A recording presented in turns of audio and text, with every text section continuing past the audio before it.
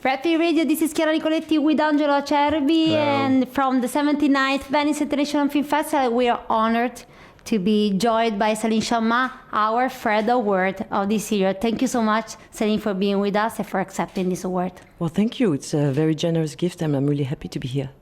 Well, I'm going to read you the motivation of this award so that you know exactly why you're here. So the Fred Film Radio Award 2022 goes to Sciamma, an extraordinarily intense scriptwriter and filmmaker who can express herself in multiple forms, always distinguishing herself for her originality and elegance. Sciamma's stories surprise and seduce viewers, leading them to look at themselves and other people and human relationships with fresh eyes. Fred Film Radio admires and shares Sciamma's commitment to raising our collective awareness on important issues such as gender identity, equality and opportunities, and inclusion. So this is why you're Wow, here. It's so moving. Thank you so much. We are right? I mean, I trust you. You trust? Okay, that's good. So we made it right. Perfect. So, first of all, we're curious, like, when and why did you think that you could express yourself and your heart through cinema and through moving images? Well, there's two answers to that question. The first one is, I think, very early on. I mean, in my teen years, cinema became the ultimate shelter. Became my best friend. I just organized all my life with going to the cinema, which means, having Ciao Vespa, doing babysitting to buy the tickets, and going there 3 times a week. And I would see everything.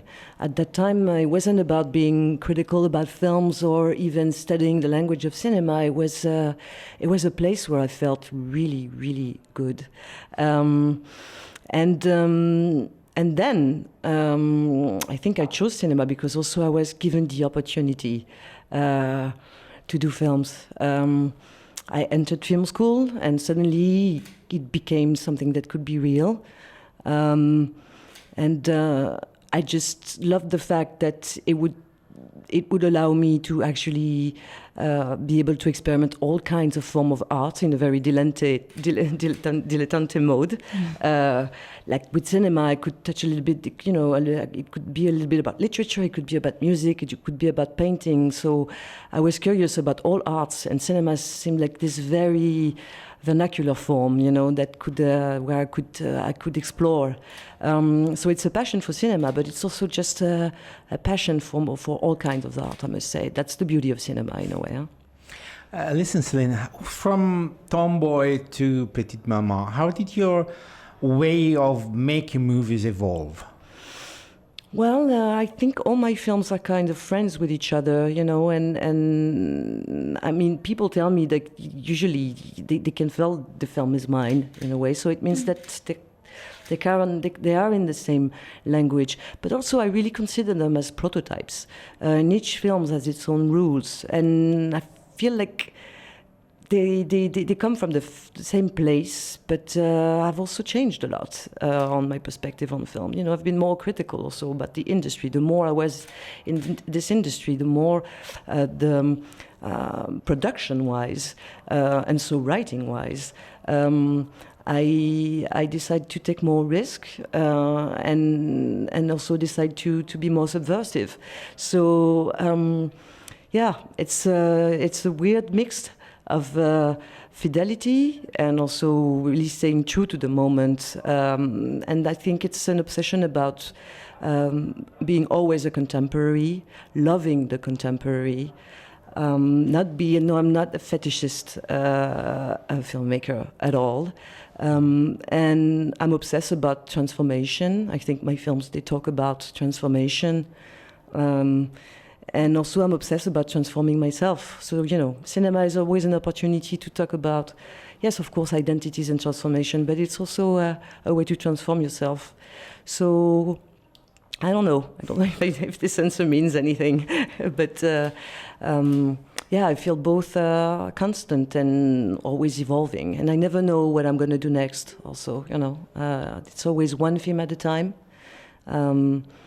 But there's always a lot of excitement in doing it, right? Yes, and the thing that I must say is that the thing that has been growing mostly is the joy of making it. I guess now the part of fear that took, fear took a lot of part in my process, because it's super impressive to make films, and I also had the luck that I made film at a very young age. Now it's more about the joy and the pleasure of making cinema till it exists, I've heard, when speaking about women directors, I've heard a lot this definition, the female gaze on cinema. Do you think, is there such a thing? Is there a different way of women directors on things? Well, I don't know if it's only about women directors, because, you can be a woman director and definitely use the patriarchal language. So there is for sure a male gaze, which is also a capitalistic gaze, and it's not about who's looking, it's about the politics of the look. So yeah, you can sum it up. The female gaze was invented in the 70s by Laura Mulvey, addressing the industry at that moment. It was a very strong diagnostic, because mostly it puts you in a more critical approach. I was very submissive to cinema at first. I loved everything, and sometimes I loved things that hated me. So it's really important that we see this as dynamic. From my perspective, it's mostly what I'm missing is anti-capitalist films or feminist perspective, and that is not only about being female or male. That is about being political. Political, yeah. And cinema is politics. I mean, Of course. Representing the world is such a strong responsibility. If you're saying that your films are not political, it's just that you're fine with the way things are, and even fine with the way the language of cinema is. And I think cinema should be always an exploration of a new grammar. This doesn't lend. Céline, you're here also at the Giornata Editoriale as president of the jury of the 27 Times Cinema jury. All these 27 young future film critics that are here trying to absorb this word. How is this experience going? Well, it's really intense and beautiful experience, I must say. This is the kind of jury I want to be in. It's hard to be in a jury when you're 28 person. Yeah, the decision-making process must be kind of complex. But I think it kind of tells about what is a jury, actually. It's not about picking this film or a film or another. It's not about the best film. There's no such thing. I mean, cinema is so competitive. We have the Olympics of cinema 4 times a year. Each festival has a competition. We shouldn't take that so seriously, So mostly being part of a jury is about this little democracy that you're going to do. And there's 28 of us. They're very young, so the whole process has been fully interesting. And I'm really proud of the democracy that we built together. And that is mostly also, the philosophy of this jury built by the Giornata degli Autori is quite unique, and I'm really proud to be a part of it. Do you think that they can be considered as the new audience? Is there something different that you noticed from the way maybe they look at cinema, they look at films? Yes, I must say I feel really close to their politics. And they are political.